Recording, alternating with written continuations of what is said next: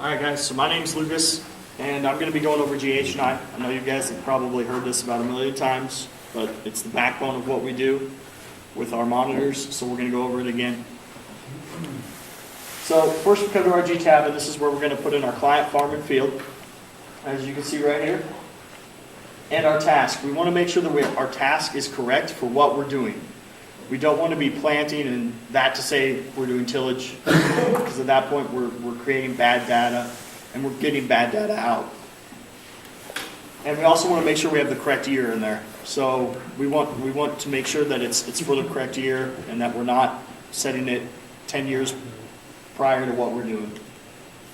And then you'll see this yellow arrow that we just popped up right here next to operator. And that's an optional tab. You can fill that in if you say you have like a large operation and you want to know who's doing what. You can fill that in and it'll know who's done what. Like Lucas said, it's optional to the operation of the machine and the equipment, but there again, just one of those extra details that we can add in to make that database a little bit more valuable. And next we're going to go to our age tab, and this is where we're going to tell the machine what it is. So we're going to go up to the top to our soft tab here, and it's going to say machine. We're going to enter our machine type, our machine method, our machine name, and our connection point. Our connection type. This is important because we want to, there is a difference between the 2-point and, say, your drawbar. And then we're going to go down to our recording source. And here we see a hand, which means that it's manual. So you guys, any of you that have experience with that, you know that if, say, there's nothing hooked to the tractor, or if you're hooked up to a piece of, like, say, tillage or an older planter that doesn't have a controller on it, you're going to see that default to the hand, which is manual, which means you have to push a button to start and stop recording. But now, for instance, if we hook that up to an anhydrous bar with a rate controller on it, or a SeedStar 2 or SeedStar XP planter with a controller on it, you're going to see that come up, and that box is going to have the word auto in it, and it's going to be grayed out. Basically what that's saying is it recognizes another controller on the implement that's going to tell it when to start and stop documentation. Now to go back to, say, an older implement or a piece of tillage, if you don't want to have to manually push that button to start and stop your documentation, you can go into that box and it'll come up with some drop-down menu items. And what we usually use is your SCV. So for instance, if you're using SCV1 to raise and lower the implement, we choose SCV1 in that box.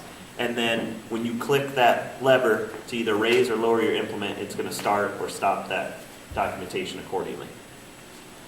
I've got a quick question. Yeah. If you set it for the SCV1 and your implement takes 4 or 5 seconds to raise and lower, when does it engage the documentation, the recording?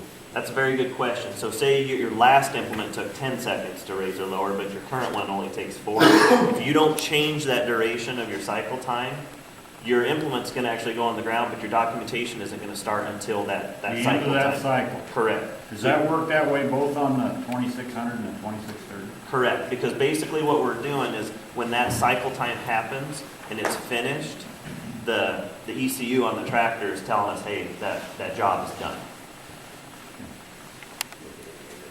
And next we're going to go to change offsets, and we're going to get a screen like this, and this is where we're going to tell the machine how big it is. And as you can see here, B and C are already inputted.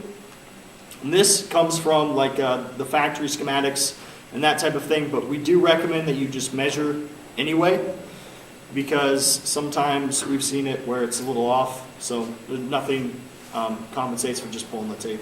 Sometimes those numbers are close, but I've also seen situations where they're not close at all. So we do always recommend taking a physical measurement. As you can see at the top, we'll go back to A, and A is if our GPS receiver is offset to one side or the other from the center of the tractor. And then we've got D. And D is the measurement from the ground on a flat surface to where the green meets the yellow on the GPS receiver. Now these measurements are all important because B is going to be from our receiver to our non-steering axle, and then C is going to be from that non-steering axle back to our connection point. So all of those, while they may not sound important, do become crucial when we're talking about things like documentation and our section control. So there's a lot of value in those those values. And then D, with your receiver height, there again, might not sound very important, but when it comes to auto track and the performance you get from auto track, if we don't have the correct measurement in there, it's going to change the dynamics of how the terrain compensation works. And then again, we highlight D because you do have to measure that one. And then we come to H again. And this time we're up at the top on the implement. And this is where Quick question. D is never pre-populated? Correct. Okay.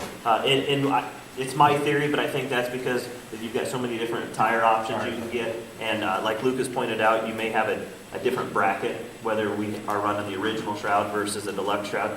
So yep, D will always be 0.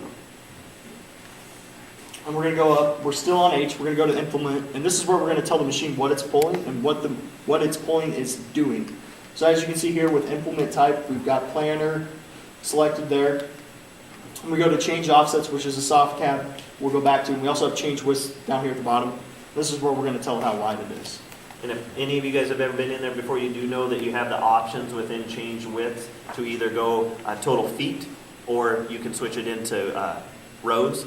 So you can put in your row spacing and number of rows you have, and then set up your track spacing accordingly. So if we press our change offsets button, we come up with a screen that looks very similar to the tractor. And this is again going to have measurements on it and a little map up here. In A and B, as you can see here, there's a highlight in red. And that's telling you that A and B are very important for your section control. And A is our measurement from our connection point back to the main bar of the implement. And B is the distance from the front of the implement to where you engage the ground, seed tubes primarily. Just to back up there a second, D is going to be our control point, or we use the lift wheels on the implement, and for what we're doing nowadays, that's not going to be too terribly critical if we don't have that exactly right, but because it's just going to tell us how the machine's going to track so our map is represented correctly. But if we do get to the point where we're using iTech Pro, where we use the activation to turn the machine around on the end of the row, that'll be very critical, because that's going to tell us how that implement's going to react to our machine movement. And then E is if you have like a pull behind, like an air seeder cart or something. If you've got multiple vehicles, so if you're pulling something in tandem, E would be that next implement behind. Now we're going to go to I, and this is where we're going to tell the planner what it's planting. As you can see at the top here, we have 2 tabs. We want to make sure that we always have 2, not 3. Because if we get 3, we'll get an error message when we go to document. It says return to I, and that's what it's trying to get you to notice there. Anybody ever seen documentation not allowed? When you go to either start combining or you go to put the planter in the ground? Don't remind you, right? Yeah. Yeah, I would say the vast majority of the time it comes back to we just have too many tabs open. And generally that's because we need to get going, we're in a hurry to get going, and rather than change, say, our corn tab to beans, we just hit that new button and we end up with corn, beans, and new. So if we do have one that we want to get rid of, we just select the tab at the top for the one that we do want to discard, and then down at the bottom left, you'll see there's a remove soft key. We just push remove. It'll bring up a confirmation window asking us if we're sure we want to do that. We say yes, and then that'll take us back to our 2 tabs. Next you'll see our add variety button. We're going to press that and it's going to bring up the screen. You can add as many varieties as you want, but we only have 6 colors to assign them to.